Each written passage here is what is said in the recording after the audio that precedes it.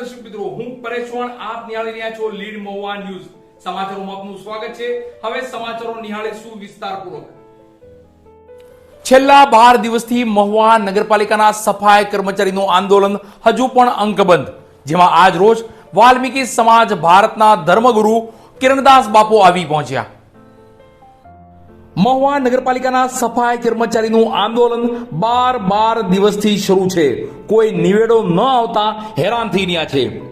આ બાબતે વિગત જોઈએ તો મહુવા નગરપાલિકા દ્વારા સફાઈ કર્મચારીઓને છૂટા કરી અન્ય ખાનગી એજન્સીને સફાઈનો કોન્ટ્રાક્ટ આપી દેવાયો છે. ત્યારે આ સફાઈ કર્મચારીઓ દ્વારા આંદોલનના મંડાણ કર્યા હતા, જેમાં આ સફાઈ કર્મચારી દ્વારા ધારાસભ્ય, પાલિકા પ્રમુખ સહિતનાઓને અરજ અને મૌખિક રજૂઆત કરાઈ હતી. બાદ મહુવા શહેરના રાજમાર્ગો પર રેલી સ્વરૂપે પાલિકા ખાતે જઈ ઇન્ચાર્જ ચીફ ઓફિસરને રજૂઆત કરાઈ હતી. છતાં પણ આ સફાઈ કર્મચારીના પ્રશ્નનો કોઈ હલ આવ્યો ન હતો. બાદ વાલ્મીકી સમાજ ગુજરાતના અગ્રણીઓ જીતુભાઈ બારિયા અને MK રાઠોડ સહિતનાઓ આવ્યા અને આંદોલનમાં જોડાયા હતા. પણ આ બાબતે હલ હજુ પણ નહીં આવતા આજ રોજ વાલ્મીકી સમાજ ભારતના ધર્મગુરુ કિરણદાસ બાપુ આવી પહોંચ્યા હતા અને તેણે પણ આ સફાઈ કર્મચારીના આંદોલનને યોગ્ય ગણાવી તેને સપોર્ટ કર્યો હતો. વાલ્મીકી સમાજની સાથે ઉભા રહ્યા હતા અને આ સફાઈ કર્મચારીના આંદોલનને વધારે વેગ આપવાની વાત કરી હતી. ત્યારે વાલ્મીકી સમાજ ભારતના ધર્મગુરુ કિરણદાસ બાપુ શું કહે છે તે જોઈએ. જય વાલ્મીકી, જય ભીમ.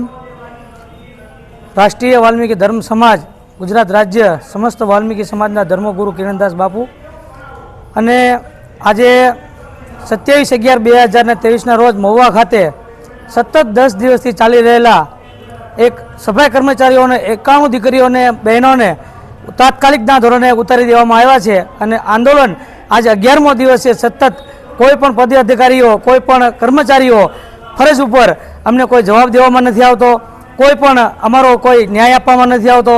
ધારાસભ્યથી માંડીને, સાંસદથી માંડીને, કમિશનરથી માંડીને, કલેક્ટરથી માંડીને ઉચ્ચ રજૂઆત કરવા છતાંય પણ આ નાની સમાજને, ભોળી સમાજને કોઈ આજ ન્યાય આપવામાં નથી આવતો.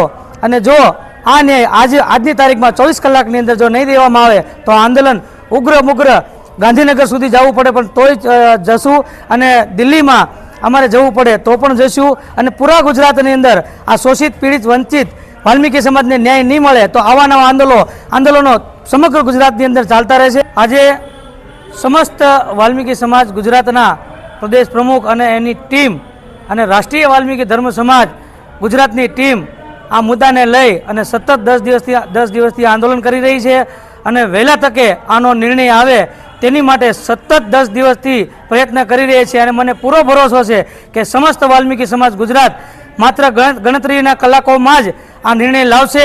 જય ભીમ, નમો બુદ્ધાય, ભારત માતા કી જય.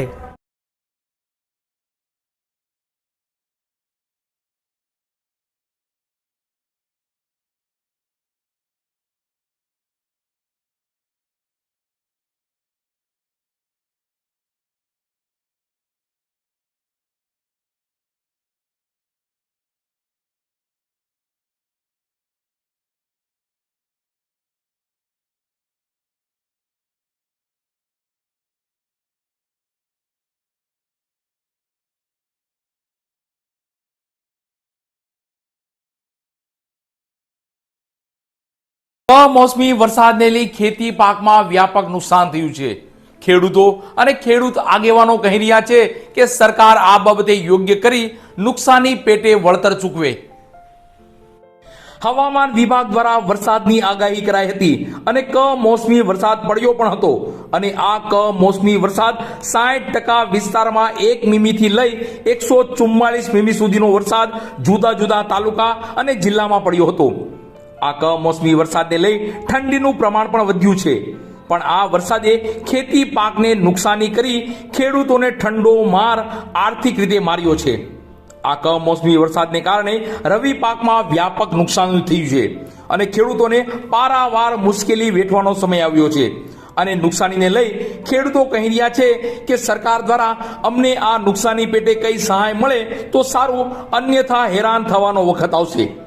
હવે મહુવા પંથકની વાત કરીએ તો મહુવા તાલુકાના મુખ્ય પાક ડુંગળી છે અને આ વિસ્તારના ખેડૂતો પણ મોટા પ્રમાણમાં ડુંગળીનો પાક લે છે. અને ખેડૂતોની વાડી ખેતરોમાં ઉપાડેલી ડુંગળીના પાથરા પડ્યા હતા અને અચાનક કમોસમી વરસાદ પડતા પાથરાઓ પલળી ગયા હતા। ત્યારે આવી ડુંગળીના પાક જે ખેડૂતોએ કર્યા હતા, જેના ઊભા પાક યા તૈયાર થયેલા ખેતરોમાં પાક વરસાદને હિસાબે ખરાબ થવાનો વખત આવ્યો છે અને અહીંના ખેડૂતોને નુકસાની વેઠવાનો સમય આવ્યો છે। જો હવે સરકાર આ ખેડૂતોની નુકસાની જોઈ સહાય કરે તેવું અહીંના ખેડૂતો ઈચ્છી રહ્યા છે। મારું નામ વાળા ભરતજી પોપટભા, ખેડૂત આગેવાન ભાવનગર।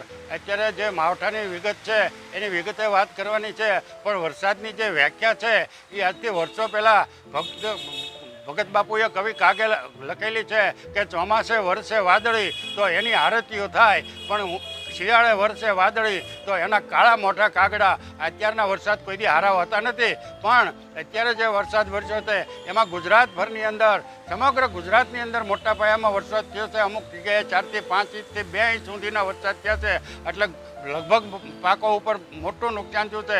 ખાસ કરીને અમારા ભાવનગર જિલ્લાની અંદર 2-2.5 ઇંચ વરસાદ તમામ તાલુકામાં પડેલો છે અને અત્યારે ભાવનગર જિલ્લામાં મોટા પાયે કપાસનું વાવેતર અને કપા ખેડૂતોનો ખેતરમાં તૈયાર પડેલો હતો ઉતારવાનો, એ કપા ઉપર અત્યારે 80 થી 90% ખેડૂતોને નુકસાન થવાનું છે અને મોટો ભાગનો કપા એ ખેડૂતોનો ફેલ થવાનો છે। એવી જ રીતે ભાવનગર જિલ્લામાં મોટા પાયે ડુંગળીનું વાવેતર અત્યારે ખેડૂતો કરતા હોય છે। એ ડુંગળીના વાવેતરો ઉપર અત્યારે ખેડૂતોને 80 થી 90% ડુંગળી ફેલ થઈ જવાની છે અને એ ડુંગળી બગડી જવાની છે। અને સાથે સાથે ઘઉં, જીરું, બીજા જે પાકો છે એ પણ એની ઉપર પણ મોટી એક અસર પડવાની છે। અને જે હુકલ જે પશુઓનો અમારો ચારો હતો એ લગભગ 100% અમારો અત્યારે બગડી અને હળી ગયો એવો થઈ જવાનો છે 2 દિવસની। એટલે સરકારે આમાં કોઈ એવા સર્વે કરવો કે એના કોઈ તપાસ કરાવવી કે એના કોઈ આંકડા મેળવવાની જરૂર નથી। સમગ્ર ગુજરાતના ખેડૂતોને અત્યારે સરકારે 1 વીઘે ઓછામાં ઓછા 10,000 રૂપિયા માવઠાની સહાય આપી દેવી જોઈએ। બસ સમાચારોમાં અત્યારે આટલું જ। ફરી સમાચારો સાથે કાલે મળશું। ત્યાં સુધી હું પરેશ ચૌહાણ અને લીડ મહુવા ન્યૂઝની સમગ્ર ટીમ શુભરાત્રી।